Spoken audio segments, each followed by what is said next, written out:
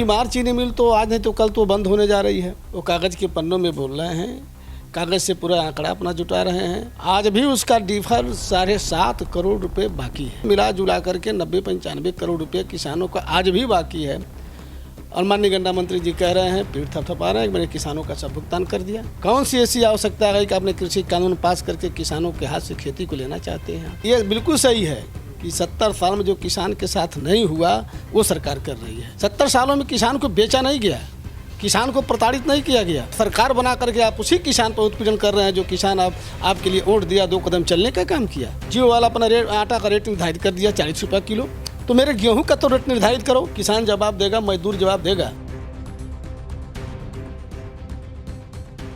नमस्कार, आप देख रहे हैं न्यूज़ नशा का स्पेशल शो विधायक जी बोलिए। आज हमारे साथ रामकोला के वो विधायक हैं जो उस क्षेत्र से आते हैं जहां पर गन्ना का उत्पाद सबसे ज़्यादा होता है और चीनी मिलें काफ़ी संख्या में है।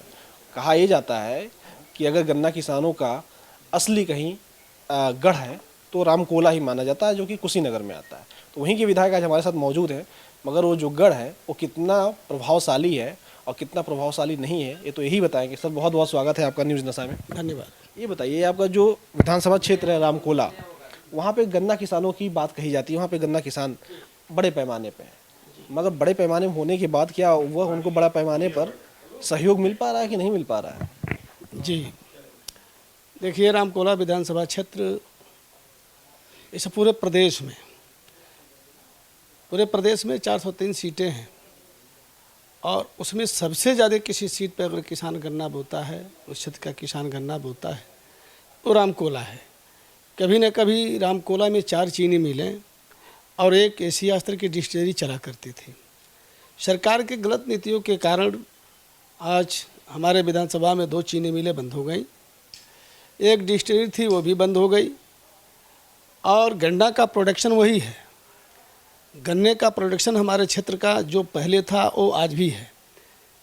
और मिल न चलने के कारण 2 ही चीनी मिल चलती और एक बीमार चल रही है। तो बीमार चीनी मिल तो आज नहीं तो कल तो बंद होने जा रही है। सवाल इस बात का है कि जो किसान गन्ना का प्रोडक्शन कर रहा है, जिसके क्रय पर उसका सब कुछ निर्भर है, बच्चों की पढ़ाई है, फीस है, लिखाई है, बीमारी है, हिमारी है, शादी विवाह, सारे के सारे गन्ने पर किसानों पर डिपेंड करता है। मैंने आदरणीय मुख्यमंत्री जी से भी भीसी में भी मैंने कहा, अभी 1 तारीख को मैंने प्रश्न भी किया, लेकिन सरकार को 3 बार सूचना देने के बाद, अनुरोध करने के बाद सरकार का ध्यान नहीं आया और आज किसान परेशान है। एक तो सरकार 4 वर्षों में 1 रुपये फूटी कौड़ी जो है गन्ना के मद में नहीं दिया, बजट में ही प्रावधान नहीं किया, तो किसान तो ऐसे ही मर रहा। महंगाई चरम सीमा पर हो गई। मैं आपको यहाँ पर रोकना चाहूँगा सर, आप ये बताइए, मुख्यमंत्री जी का मंडल है, जिस क्षेत्र से आप आते हैं, उनके उस मंडल से कहा यह जा रहा है कि पूरे उत्तर प्रदेश में किसानों का भुगतान कर दिया गया, गन्ना किसानों का, ऐसा मंत्री कह रहे हैं, गन्ना मंत्री सुरेश राणा कह रहे हैं। उनसे भी मेरी बात हुई, मैंने पूछा, उन्होंने कहा कि गन्ना किसानों के लिए वह काम किया गया जो पिछले 70 सालों में नहीं हो पाया। आपको क्या लगता है कि आप तो उस क्षेत्र से आते हैं जहाँ सबसे ज़्यादा गन्ना होता है, आपके यहाँ भी ऐसा काम हो गया जो पिछले 70 सालों में नहीं हुआ? नहीं, बिल्कुल मंत्री जी जो भी कह रहे हैं वो कागज़ के पन्नों में बोल रहे हैं, कागज़ से पूरा आंकड़ा अपना जुटा रहे हैं। धरातल पर सच्चाई ये नहीं है। हमारे यहाँ वर्ष 2002 और वर्ष 2003 में मिलों ने गन्ना खरीदा, कप्तानगंज चीनी मिल ने गन्ना खरीदा किसानों से। आज भी उसका डिफर 7.5 करोड़ रुपए बाकी है। ये कल भी मैंने सदन में कहा था, 7.5 करोड़ रुपया बाकी है, डिफर बाकी है। और इस समय वर्तमान पेराई सत्र और इसके पिछले सत्र में जो पेराई हुई, पिछले सत्र का 7.5 करोड़ 8 करोड़ रुपया वो बाकी है किसानों का। और वर्तमान समय में लगभग 65 से 70 करोड़ रुपए वो बाकी है। मिला जुला करके 90-95 करोड़ रुपए किसानों का आज भी बाकी है। और माननीय गन्ना मंत्री जी कह रहे हैं, पीठ थपथपा रहे हैं कि मैंने किसानों का सब भुगतान कर दिया। आप निकलवा करके देख लें, पूरा डिटेल आपके पास है, पूरे प्रदेश की चीनी मिलों का ब्यौरा आपके पास है। आप निकाल करके देख लें कितना भुगतान हुआ, कितना नहीं भुगतान हुआ। मैंने तो कल भी कहा था सदन में, आप किसानों के गन्ने का भुगतान कर दीजिए। और दूसरी बात, अभी कल सदन में हल्ला लोग कर रहे थे, हमारी सरकार गन्ना शत प्रतिशत भुगतान कर दिया, क्षतिपूर्ति दे दिया, फला दे दिया, सब कुछ दे दिया। लेकिन मैं दावा के साथ मैं कह रहा हूँ, मेरे क्षेत्र में लगभग 500 एकड़ गन्ना सूख गया है, हजारों एकड़ गन्ना सूख गया है। 3 बार भीसी में माननीय मुख्यमंत्री जी से सवाल मैंने उठाया था कि महाराज जी, गन्ना मूलतः किसानों का है, और किसान सब अपने खेत में गन्ना लगाता है, वही मुद्रादायनी फसल है। और आज भी पूरा पूर्वांचल नहीं, उत्तर प्रदेश ये जानता है कि रामकोला विधानसभा में सबसे ज़्यादा किसान गन्ना प्रोडक्शन करता है। ये भी सही है, लेकिन कहीं भी सरकार का ध्यान नहीं गया, आदरणीय गन्ना मंत्री जी का भी ध्यान नहीं गया, और किसान आज भूखमरी के कगार पर, मरने के कगार पर आ गया। सारे कार्य उसके बंद हो गए हैं, भुगतान नहीं होगा, गन्ना का रेट नहीं बढ़ेगा, डीजल बढ़ गया, खेत की जुताई डीजल से होनी है, बुआई डीजल से होनी है, कटाई भी डीजल से होनी है, गन्ना की ढुलाई भी डीजल से होनी है, और डीजल का रेट आसमान छू रहा है। अच्छा, मुझे ये बताइए सर, आपका जो विधानसभा क्षेत्र है वो आंदोलन के लिए भी काफ़ी जाना जाता है, खासकर किसानों के आंदोलन के लिए जाना जाता है। इस वक्त तीनों कृषि कानून आ गए, उसके लिए भी किसान आंदोलन कर रहे हैं। आपके जो क्षेत्र के किसान हैं वो आपसे क्या पूछते हैं, क्या सवाल करते हैं? देखिए, बिल्कुल किसान, क्योंकि मेरे यहाँ पूर्वांचल का किसान कभी आंदोलन किया नहीं। नेता करते हैं, बात सुन लेते हैं, कान से निकाल देते हैं, लेकिन पश्चात के किसान जागरूक हैं। आज वो पूरे उत्तर प्रदेश के ही लिए कि देश के लिए वो लड़ रहे हैं।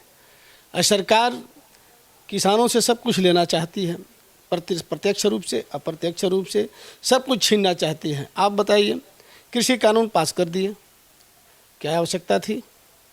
कौन सी ऐसी आवश्यकता है कि आपने कृषि कानून पास करके किसानों के हाथ से खेती को लेना चाहते हैं? आप सरकार तो कह रही है आय दोगुना करने के लिए काम किया जा रहा है। आप बता दीजिए, आप ही बताएं कि आज कह रहे हैं कि हम किसानों का आय दूना कर देंगे। कौन सा ऐसा रास्ता है, कौन सी ऐसी जादू की छड़ी है कि आप छुआ देंगे किसान का आय दूना हो जाएगा?